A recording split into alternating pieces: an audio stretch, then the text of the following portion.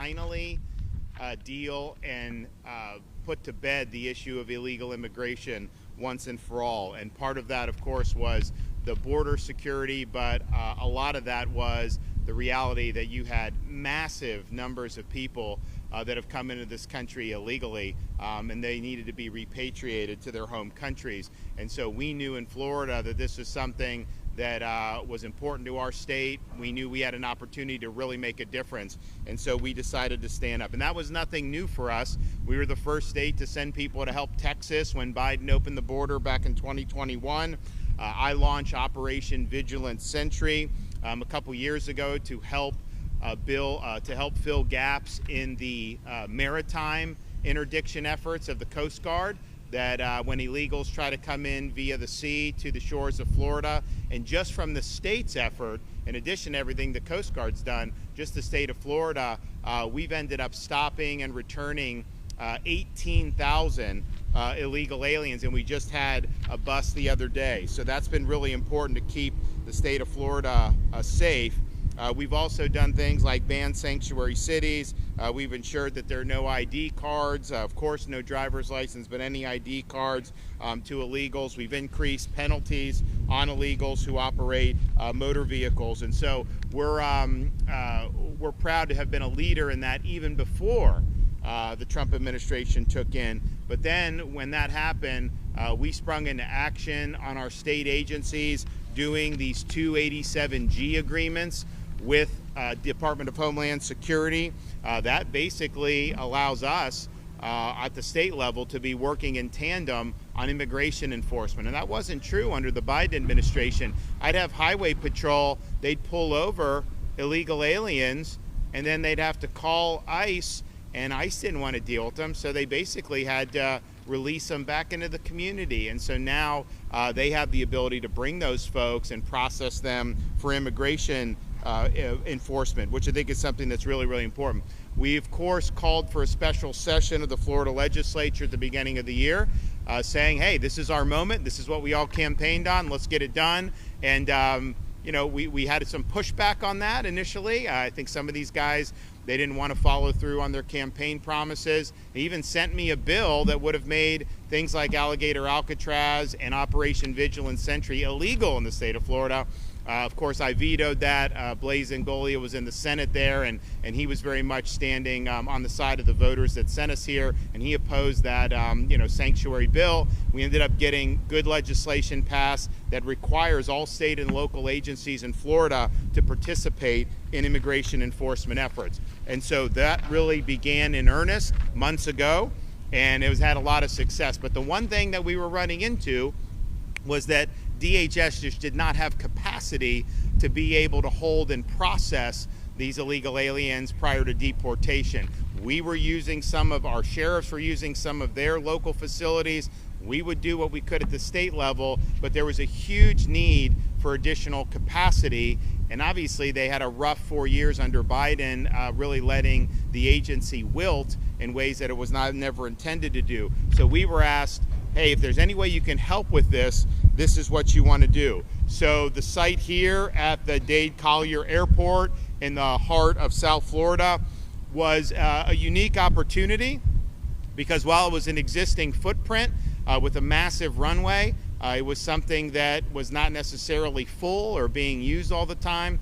And so we were able to, under Kevin Guthrie's leadership, within record time, create a facility that could support intaking, processing, and eventually deporting these illegal aliens. And that's important to deport from Florida, but obviously from the United States as well.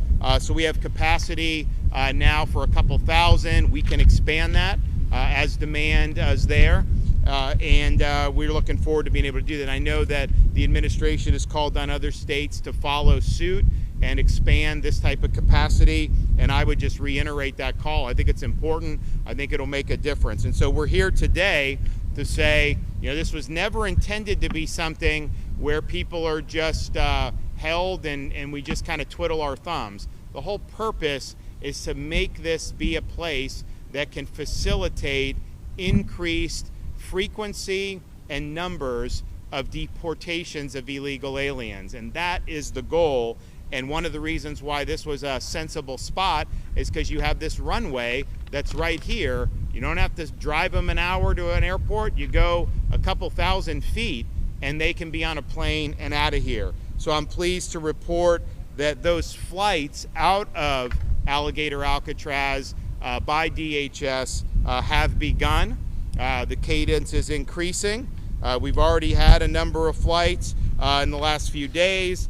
We've had hundreds of illegals have been removed from here, and the federal government has a process of how they eventually do, and they've done it different ways on some of these different flights. But the reality is this provides an ability to enhance the mission, to increase the number and frequency of deportations. And so what's been done here has really been remarkable. There's full ground-to-air communications from the airfield. There's air tracking radar capabilities on site, securing all access ports to the taxiway and runway on aircraft arrival. That happens. You got 5,000 gallons of jet fuel on site. You got runway lighting. You got everything you need to be able to do that. This airport is able to accept commercial-sized aircraft and conduct both day and nighttime operations. And so that's what it's all about, to be able to help process and remove folks that are legally in the state of Florida and in the United States of America. So we look forward to this cadence increasing. One of the things when the president came and visited that he approved was deputizing state officers, including National Guard judge advocates, to be immigration judges. And the vision is to just have them on site. You can move forward with the processing very quickly and increase the numbers. And the flow would be, there'd be a high turnover rate here because you'd be constantly doing that. We're working very closely with the Department of Justice. We have not yet had any approval for anybody to be able to come down here and do that, but we do anticipate that happening very soon. And when that happens, you're going to have an availability of a lot of folks to be able to be ripe, to be able to be removed and ultimately sent back to their home countries. Now, I've also pointed out we've been supportive of the efforts that if somebody is earmarked to come here and they would choose to simply voluntarily deport. Now, they're not just going to take your word for it. They're going to take you, chaperone you, make sure that you're on that aircraft and that you're landed in your home country. But there is resources available to do that.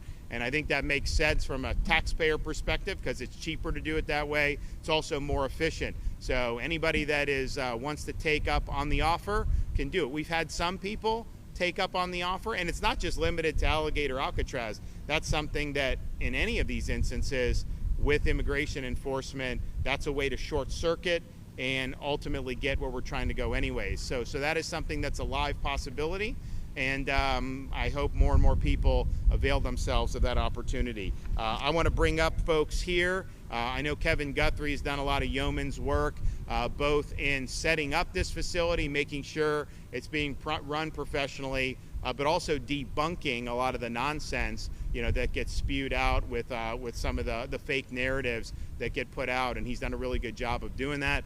Clearly, that you have something that's professional and that's meeting very high standards. So, Kevin, why don't you come ahead and let her rip? Thank you, Governor. Thank you for being here this morning. Thank Governor DeSantis for his leadership and dedication in doing what's right for the state of Florida and the United States of America. Florida has been able to act decisively and deliver results due to his ongoing support for law and order. Florida is a law and order state. Florida knows how to respond to crisis. We specialize in response and recovery, acting fast, and most importantly, logistics management. That same speed, precision, and discipline has been applied here at Alligator Alcatraz. When Governor DeSantis called on us to lead this effort, we brought everything we've learned from hurricanes, severe weather, large-scale activations to the table and made this happen. The focus of this operation has always been and will always be fulfilling our mission, upholding the law and delivering results. This facility was built and operational incredibly fast and has now grown to have a capacity of 2,000 detainees. Our team continues to work to increase its capacity of the facility, which will eventually hold 4,000 detainees. As our capacity increases, we continue to identify contingency plans to ensure we are ready for hurricane season. I know that I've taken a little bit of heat in the media that the EM guy is not taking care of hurricane season. That is absolutely unequivocally false. When we have 1,000, I need to make sure we have room for 1,000. When we go to 2,000, I need to make sure we have room for 2,000. And yes, I may have visited some facilities in the state of Florida. Why? Because this facility, as I've said on the record, can withstand category winds of up to category 2. But there's a category 3 and a 4 and a 5. And I hate to talk to you so elementary, but unfortunately we have to break some things down into simple building blocks for other people. Category 3, 4, and 5 is greater than and not equal to a category 2. When we have that situation, we will have to do an evacuation. And it's incumbent upon the Florida Division of Emergency Management with our law enforcement partners to be able to take care of that. So yes, we're constantly looking at what we can do based on need when we get to a certain level where we're going to go. And I promise you that the hurricane guys have got the hurricane stuff covered. I promise you that. I'm sorry, I'll get back on track now. Again, just in case you forgot, we are #1 in the nation in emergency response and recovery. And that includes everything from evacuating detention facilities, jails, and hospitals, should that need ever arise. Our on-site and services include hot meal service 3 times a day, not gray turkey, by the way, full medical care, including 24/7 clinic and pharmacy, indoor and outdoor recreational space, laundry, legal, and clergy services, air-conditioned detention housing units. Again, I've said in the past, and I'll say again, either meet or exceed the higher standard, whatever that is, whether it's Florida standard or national standard, we meet or exceed the higher standard. The security infrastructure includes over 28,000 feet of barbed wire and fencing, nearly 300 security cameras, a trained force of over 400 security personnel, including an additional 200 National Guard. Additionally, this facility is surrounded by miles and miles and miles, I believe it's 39 square miles, of natural buffer, turning what was once just a taxiway that saw up to, this is another stat for you, up to over 100 flights a day as we have issues with the environment. All of a sudden, governor is tearing up the environment. There were over 100 flights a day coming in and out of this facility. There's much less than 100 flights a day coming in and out of this facility now. With the airstrip infrastructure already in place, this location has made it even easier for us to coordinate deportation flights directly on site. None of this would be possible without the commitment of Governor DeSantis. His proactive stance long before this project broke ground, coming up now 3 years, Florida will not be passive bystander when it comes to border security and public safety. This is what leadership looks like, ladies and gentlemen. Leadership is an action verb.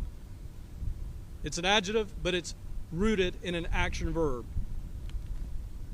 In closing, as we make our way through hurricane season, this facility serves as an example of state capabilities and coordination. Under Governor DeSantis' leadership, Florida continues to lead the way, not just in emergency response, but in operational excellence and readiness on every front. Governor, as always, thank you for the opportunity to lead under your direction. Okay. Good morning, everybody. I want to thank everyone for coming. My name is Gary Ripp. I'm the Field Office Director for ICRO here. And again, I want to thank the Governor, and I want to thank the great executives behind me. We face a monumental task, and we have faced a monumental task of righting the wrongs of the last administration. And how we're doing that is through a whole of government approach. Everything you see out here is a whole of government approach. It's all state, local, federal partners working in unison, working as one to resolve the problem of illegal immigration in this country. We've done that through this facility, and we'll continue to do that utilizing this facility. Again, it's the governor's vision, and it's our determination to make that happen. We've already started to facilitate that this week. We've had 2 or 3 removal flights, and we'll continue to have those removal flights. Up to 100 individuals who are illegally present in the state of Florida have already been removed from the United States. And again, we will continue to do that and utilize these facilities to the fullest potential. Again, I thank everyone for their time, and I thank Governor DeSantis for his vision and his leadership. Thank you. Thanks. Blaze. Good morning, everyone. Blaze Angolia, Chief Financial Officer of the great state of Florida. First, I want to acknowledge and thank President Trump for everything that he is doing to make sure that he is stopping the stem of illegal immigration coming over. And I want to thank our great Governor Ron DeSantis for everything that he is doing. He has basically led on this issue since day one. And we would not be here today. This facility would not be here today if it was not for the governor leading on the issue, because the Governor DeSantis knew the enormity of this problem that was created by the Biden administration, and we knew that somehow we were going to have to get all of these criminal illegal aliens out of the United States so they don't commit any further crimes, and the ones that are in here, illegal immigrants, we're going to have to do something with them. I know people have been saying, well, is this the right thing to do? What about the cost? We have always been talking about the cost of illegal immigration, and the taxpayers are going to bear the cost of it. So I don't want to hear anyone from the left start talking about cost, because this wouldn't be here if we wouldn't have de facto open borders over the last 4 years under the previous administration, 4 years under Joe Biden. We are doing what is necessary. We are doing what is right to make sure that we stem and stop illegal immigration. This facility and what we are doing at the state and the national level should be a deterrent to make sure that illegals do not continue crossing over the border. I am not going to sit here and I'm not going to apologize for removing criminal illegal aliens from the United States, those who are harming our communities, effectuating drug trafficking, human trafficking, and ravaging our communities. I make no apologies for saying illegal immigration is a scourge on this country. It needs to stop. It needs to stop now. And if there's any illegal immigrant listening to my voice right now, self-deport. Use the app. We will get you home. Do not come here because you will be removed. If you want to come here legally. Come here the right way. Be part of our communities. We are not going to stand for illegal immigration anymore. Larry? My primary remarks today are going to be directed to the illegal aliens who are in Florida, who have not yet been arrested, but who will be arrested. But before I do so, and not just to say nice words to be polite, it's important to understand the significance of this whole thing. President Trump declared and wanted and ordered the largest mass deportation mission in history. That is what we're doing here.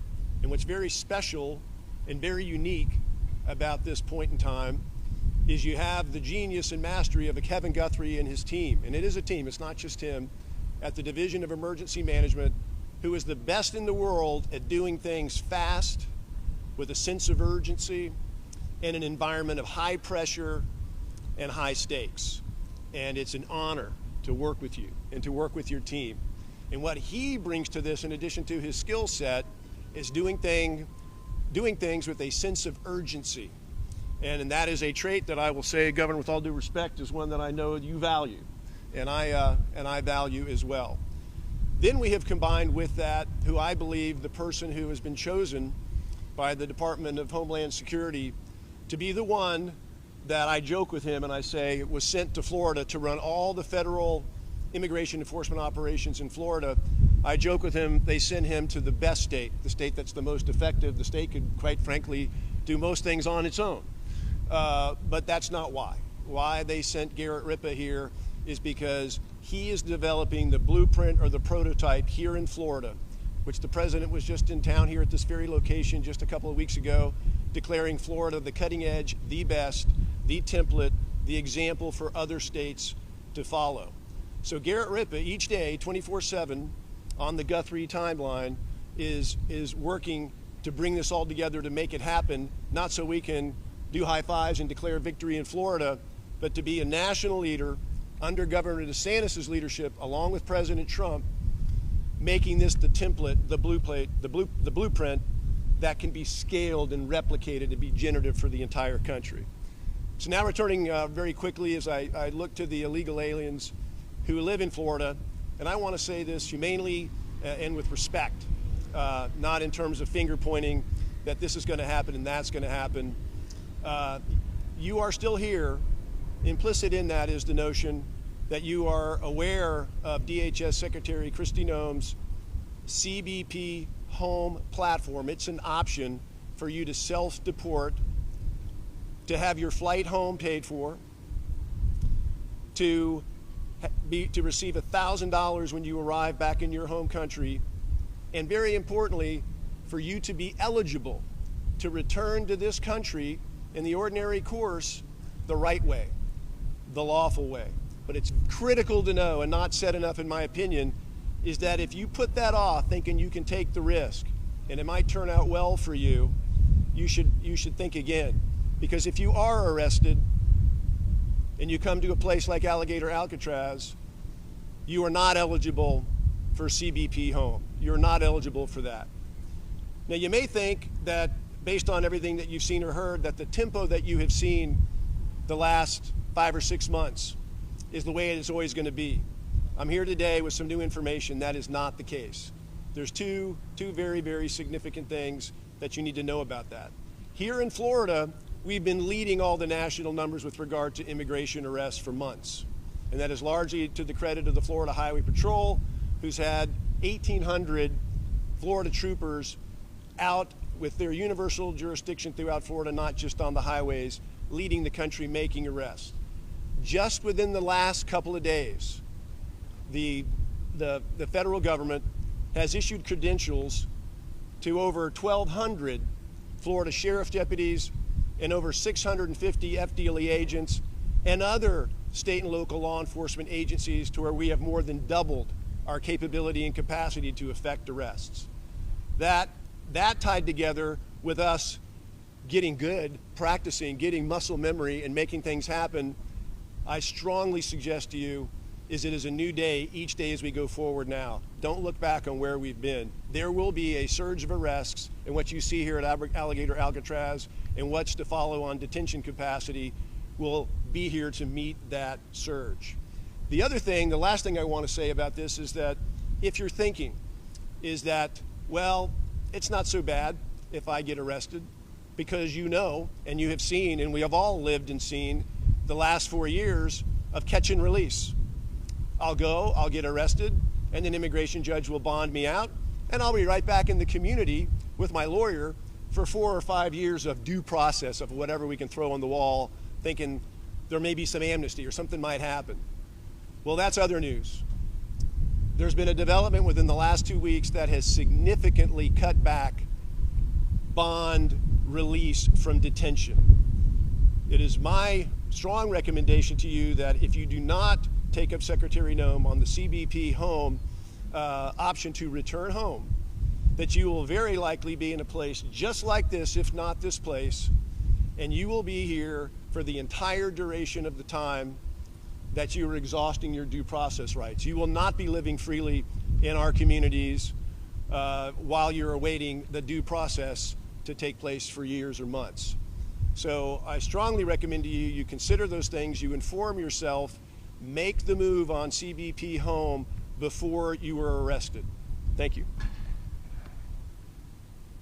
And so the flights are going. I think the cadence is going to increase. I think you're going to continue to see the numbers really go up dramatically. And then as there's demand, we can expand the footprint here to 3,000.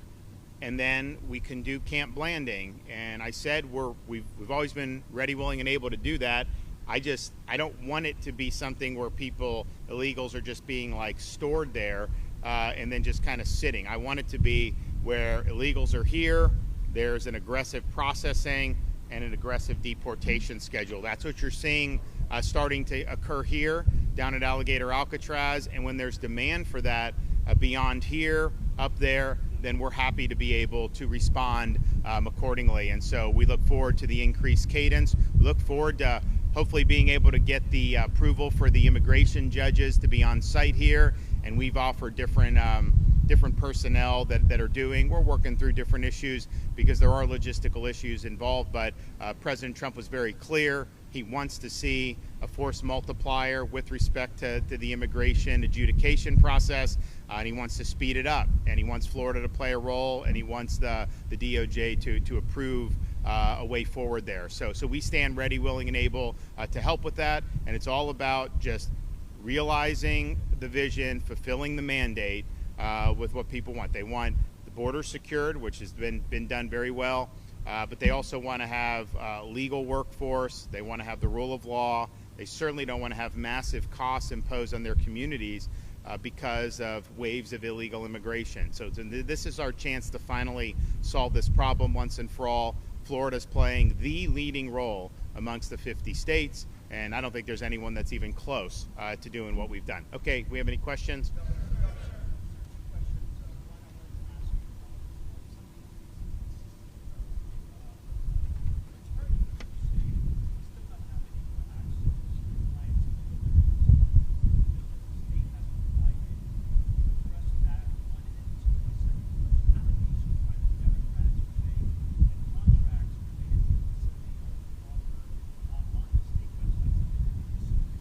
Well, I'll let Kevin address. You want to address the contract issue? So, and we happen to have the CFO with us today, and he and I were talking about this earlier. The contracts not being on the website is false. What our staff ended up doing was we actually put proprietary information on the website. We have competitive contracts. We are encouraged to do competitive procurements. And by the way, there's not a single sole source contract at this site. Now that you got me riled back up again, sorry about that. Everything here has been competitively bid off of master contracts that went to competitive procurement a year, 2, 3 years ago. So what happened was our team put the actual detailed line item PO that then now every other competitive contractor can see what their rate is. So we took that down. We've replaced it with summary sheets on the actual amount that they've been given. So that's what's happened there. What about the legal? Oh, and the legal issue. Legal issue, my understanding, my attorney has told me that she has worked out the issues, and we should have our first set of on-site legal representation no later than Monday. And we are scheduled, I'm looking for my guy, we're scheduled to go with that almost 24/7 if we need to. So the space that we have, we can do those meetings all day long, 24/7, 365. But we had some technology issues. We have now worked those things out, and we should be starting that on Monday.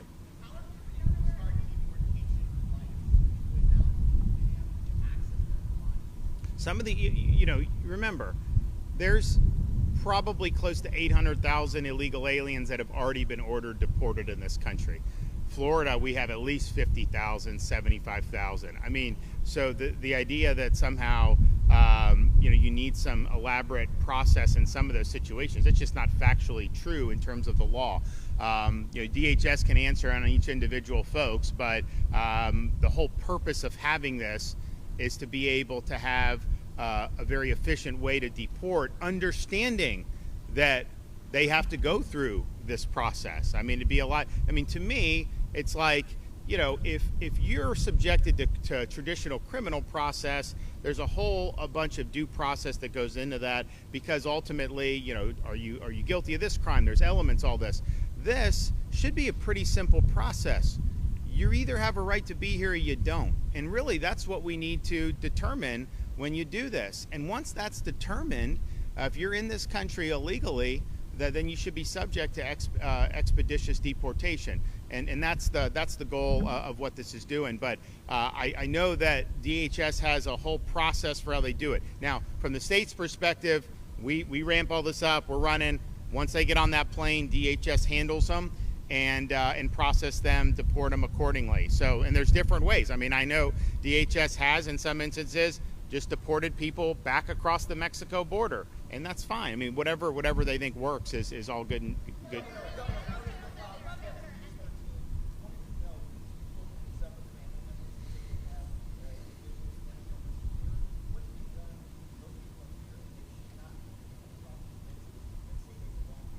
Well, I'll refer that to DHS in terms of how that I can tell you, DHS is sending people who they absolutely believe are here illegally and are subject to deportation, right?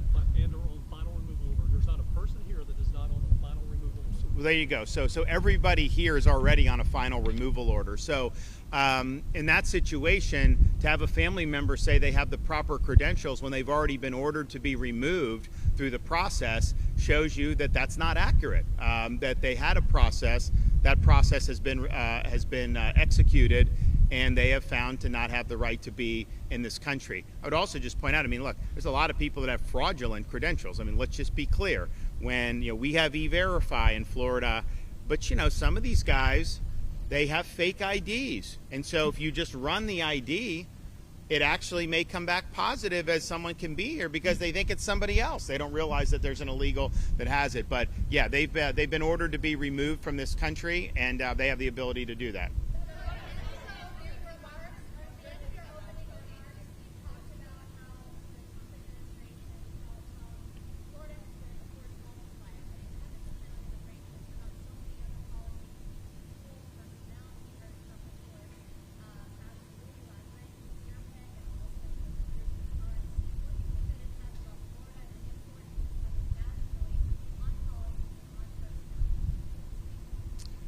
Well, I think the issue is Florida's led the way for years now. We led the country, dragged this country out of COVID lockdown. We were the place everybody was coming to escape the madness in a lot of these other places, not just in the United States, but around the world. We led the effort to fight against Biden's immigration and border policies. We led the effort against the woke mind virus, whether that was in schools, whether that was in corporate America. We were effectively the ones that nuked ESG.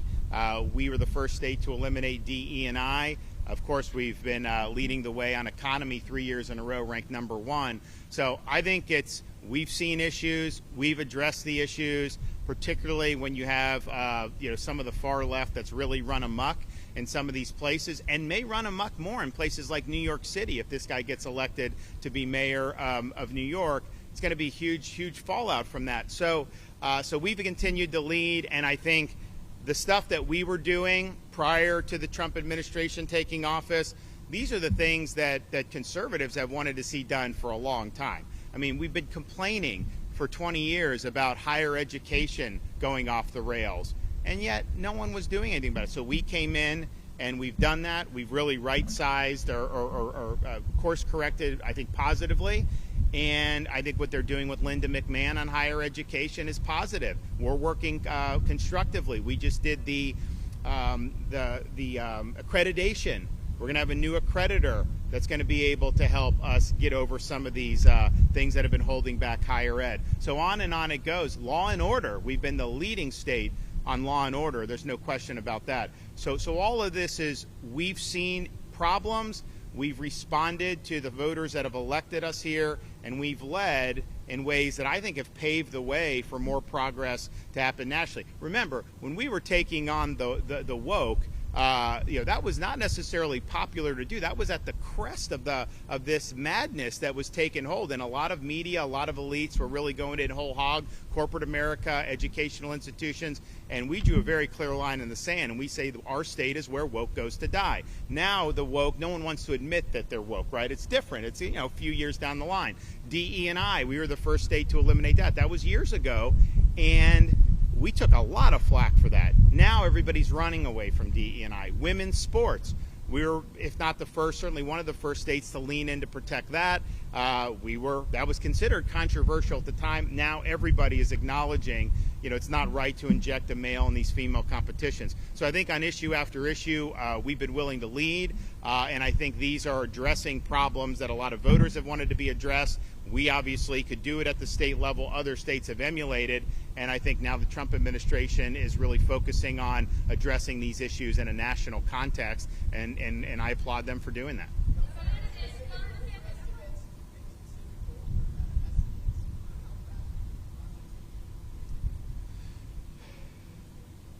Well, if you think about it, I mean, we have 50, 70, 80,000 illegals that are on final orders of removal already in Florida at a minimum, right? And so, we would love to be able to get that cadence going very quickly to where we burn through that expeditiously. Then some of the others that are still going through some of the process, we want to be part of helping supplement that process with our personnel to be able to move that back quickly. But I mean, if you look at the numbers, I mean, obviously the deportations that have happened nationwide so far, and ICE has been understaffed, is not scratching the surface of what would need to be done to get to where you have the largest mass deportation in history, and where you're even just addressing the Biden people, right?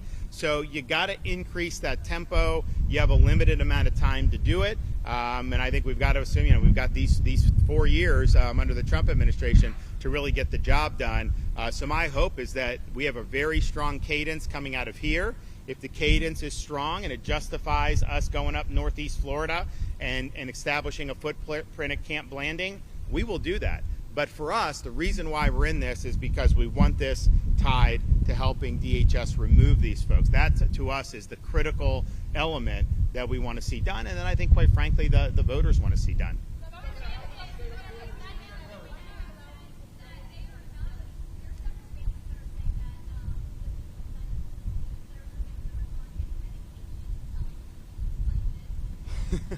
So I let Kevin, but I'm sure he's going to debunk it. I mean, I seriously, you have to ask yourself on some of this stuff, just the desire to create narratives, and these Democrat politicians parading down here and doing all this stuff.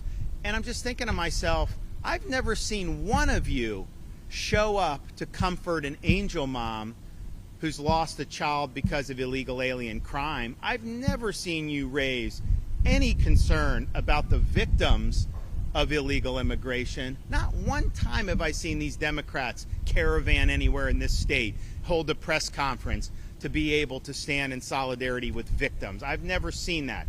These are stunts that they're pulling because they're increasingly politically irrelevant in this state, and they're trying to latch on to whatever they can, to create phony narratives. But I will let Kevin address that.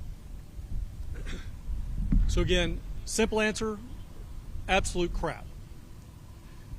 We have on this facility the ability of a full-fledged medical center with x-ray capability, sonogram capability, prescription med capability.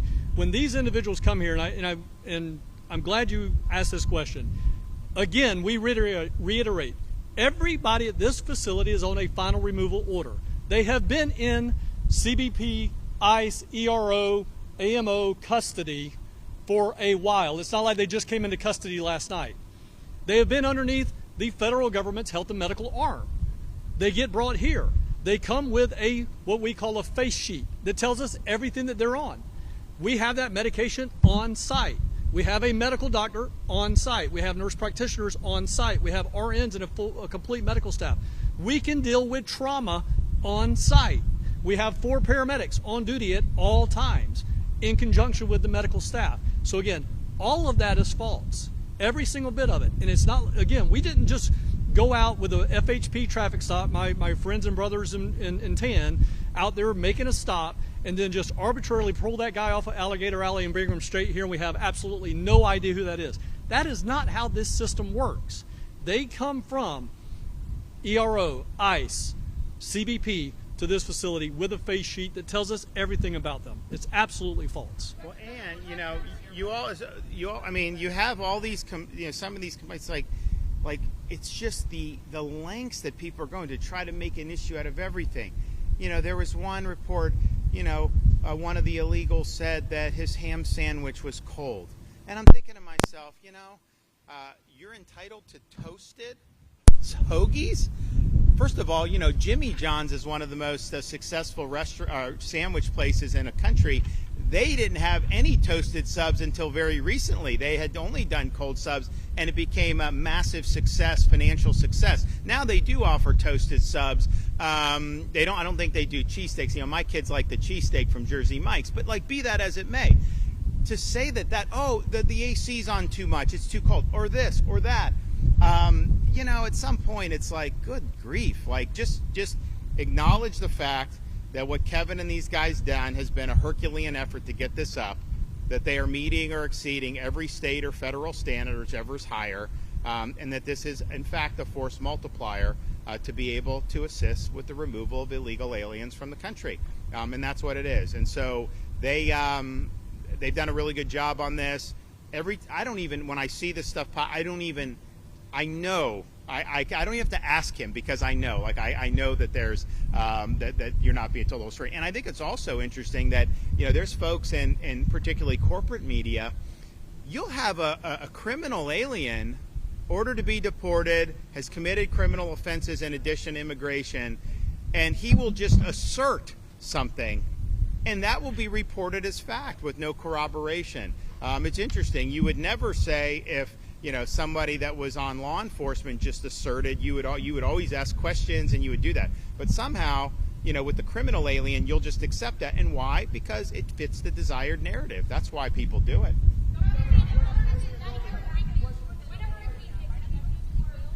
I'll do both of you. You go first, and then you go.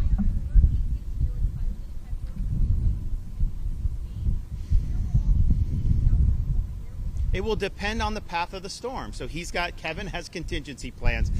People are like, what happens if a hurricane hit? And I just think to myself, this ain't our first rodeo, okay? We know in Florida, anything is susceptible to have to be evacuated. And there's some areas that may be a little bit more vulnerable, but there's not a single place in the state that you would be totally immune from having any impacts of hurricanes. But it also depends on the shape of the storm, the trajectory of the storm. So they have that built out. And, we do this in different contexts. We do it in the corrections context, and have done it in the corrections context. We also have to redeploy first responders. So for Hurricane Milton, we were staged at Tropicana Field, home of the Tampa Bay Rays. It's a convenient, very efficient place to do it. Well, Kevin's watching the storm. He's watching how it's coming, and he made the decision, we got to evacuate them out of there because we think it's going to be impacted by the storm. And of course it was. The roof got blown off, although the roof was supposed to withstand a little more than it did. So the roof got blown off. So those guys were strategically redeployed, and then they got on target just like it was. So that will happen. There'll be accommodations that will be made that's accordingly. This stuff, though, can withstand non-major hurricane, Cat 1, Cat 2. Doesn't mean you can't have it. Now, the more interior you guys who've covered hurricanes know when it hits land, it does slow down. So if we have a hurricane that hits Southwest Florida as a weak Cat 3, by the time it gets here, maybe those winds would be sub Cat 2. I mean, these are judgments that will be made accordingly, and there will be preparations made. And I'll just echo something Kevin said, because DEM is overseeing this, that must mean that they're not doing the standard preparations for hurricanes. That's obviously ridiculous. These, as you know, these are contracted folks. There are DEM personnel who are helping to coordinate, but we've got massive resources that are on standby in the event that we have additional major weather events. And I'm hoping that we don't. And I always tell people, we've had 6 majors in 7 years. We deserve a break remember, we had 10 years. We didn't have any recently. Wouldn't it be great to get another 10-year stretch? And I sincerely hope for that, but I do not expect that or plan for that. We have to plan as if we're going to have more events this year, writ large, even apart from Alligator Alcatraz. But if you had like a Hurricane Michael trajectory, you wouldn't need to evacuate anybody from here. If you had a Hurricane Irma trajectory, then you'd probably need to make some accommodations. And so these are things that these guys will watch. They have contingency plans. There's not one specific place where they will go to, because you don't want to evacuate people into additional storm.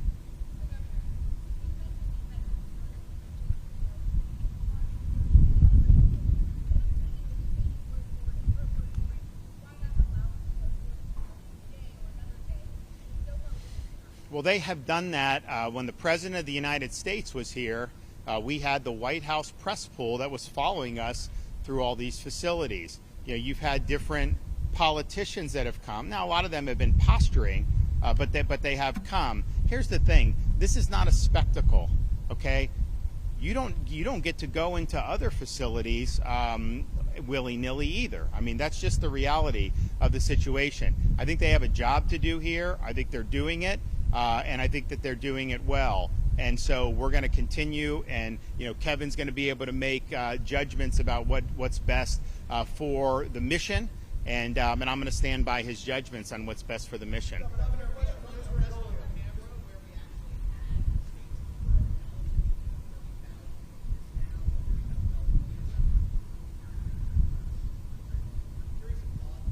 Okay, but I mean, respectfully, and where are you from?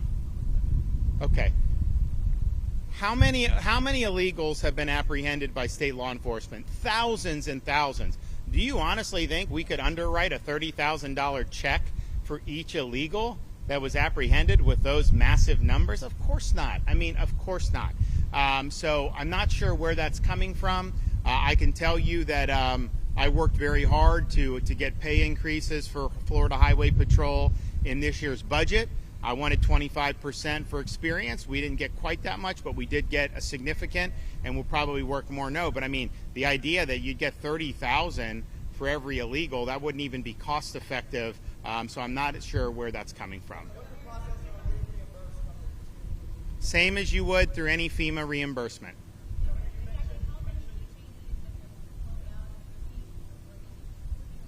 So there have been 100 full deportations just out of here. There have been many other hundreds who've been flown out of here. The way the federal government does is they have some areas that are considered kind of hubs. And so I know some flights have gone to Louisiana, and then they will go from Louisiana. And it makes sense logistically because, if we've got a plane full of people here from a variety of nationalities, if you go to a central hub, then you can pool the nationalities and send one flight to one place, another flight to another place. So that's what we're doing. But there have been 100 folks that have fully been deported, and there have been many hundred that have been exited this facility and are en route to be deported by the federal government. And look, I think a lot of people getting them out of Florida is a huge thing. It's like we obviously had a transport program, send to California, send to New York, send to Martha's Vineyard even. And we were happy to do that because I think it relieved burdens on Florida. But yeah, so they've got a process that they're doing. Now DHS has run into some more money now. I think you're going to see an expanded footprint in their capacity. I think you're going to see an expanded detention footprint in their capacity. And I'm all about, people say like, why are you getting involved? Because we need it. That's why I'm getting involved. If DHS had 100% capacity to handle and process 100% of the illegals, then I'd be happy to just say, you know what, we've got other things to be doing. But we're needed in this fight now. Other states have been asked to step up. I hope they do. And I think you're going to see DHS's capacity continue to increase. But right now, they've they had 4 really tough years in terms of the attention and the direction. And so it's a new day, but it takes some time.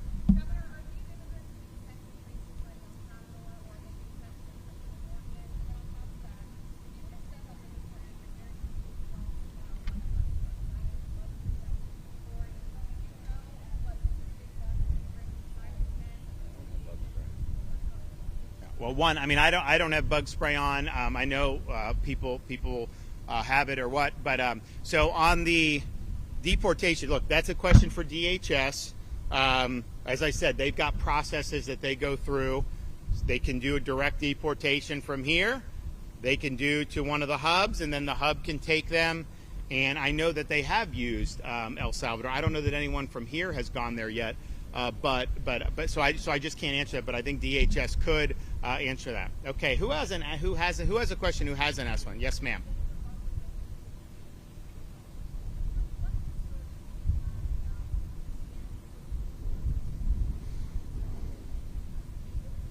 None, because we've looked at it. It doesn't have an impact. As Kevin said, there were hundreds of flights going in here, training flights. There are less flights now doing that. Everything that you see built is on the existing infrastructure, so it's not going to have an impact. And I would note, particularly for people in your region, I just did something no one thought could get done as quickly as we did, open the C-43 reservoir. And so you remember before I became governor back in 18, there was a lot of water being spewed out of Lake Okeechobee. It interacted with the red tide. It created some real serious problems for quality of life, tourism, and the economy. And now we've got a massive reservoir that can store that water, clean it. It can send to Southwest Florida in the dry season when they want it. And that is a huge, huge thing. So the number one environmental issue that was present in 2018, this stuff being spewed in from the lake, we addressed it head on and have completed this massive infrastructure project. And if you also look at the hydrology of the Everglades, what I said was, you know, we got to have water flow south as nature and God intended. And the amount of water flowing south compared to when I became governor, dramatic increase. This thing, you know, I looked into, should we buy it and then, like, you know, grow over it? Would that, but it doesn't really do a lot to increase the hydrology. Like, that money could be spent much better doing the stuff that we're doing. So there's not going to be an impact here. But even if this wasn't here, like, if I had to pay money to mothball it, I think that money would probably be better off doing the pump stations like we're doing at the EAA reservoir that the Army Corps has given us responsibility over. So that's going to be bid on and procured. We're going to move forward with that. So all those things I think are very important. But this has been huge success that we have had with Everglades restoration. We're continuing the momentum. This delegation of authority that we announced down in Marco Island last week, huge deal for the state of Florida. They were looking at the federal share being done 2034. Now it's going to be done 5 years earlier because the state is being given resources to be able to go forward and do this. And so it's been a huge cornerstone of what we've done. The progress is undeniable. This is not, you know, anything that's impacting. In fact, there are less flights as a result of what we're doing than there were before that. Okay, they truck it out. Yeah. There's no sewer or any. They just truck the waste out. They bring in potable water and they do it. So, you know, look, that's more expensive to do. That's more cumbersome. But we weren't willing to do this facility if we weren't managing that in a way that was not going to have impacts. And so that's what we're trying to do. So they're running these things out of here all the time. And I think they've done a really good job doing it. And they're basically, this existing concrete is what they're using. I mean, you look, there's like grass in the interior here. Like, honestly, there'd be no reason that you couldn't use that's not going to affect the Everglades. But they're not even using that. They're literally just staying on the concrete. So I think it's been a really incredible footprint that they've been able to do with this.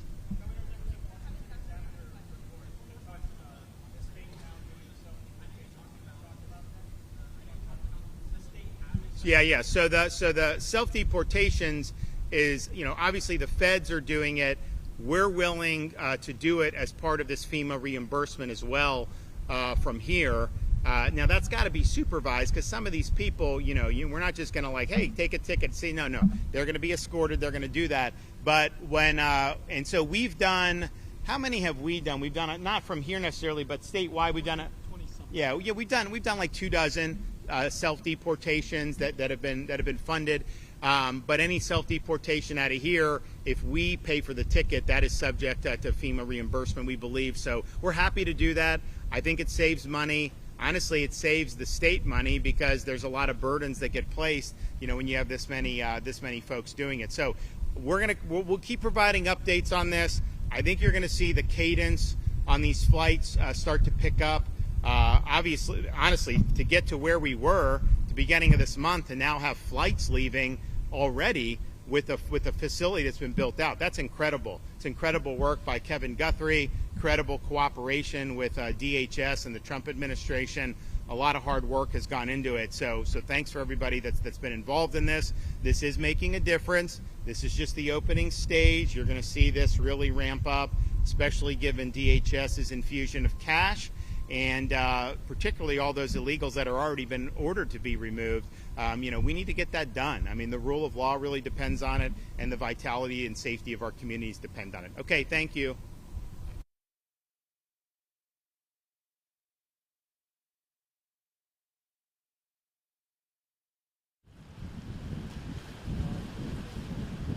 You are watching the Florida Channel, a public service made possible by the Florida Legislature, WFSU TV, and Florida State University.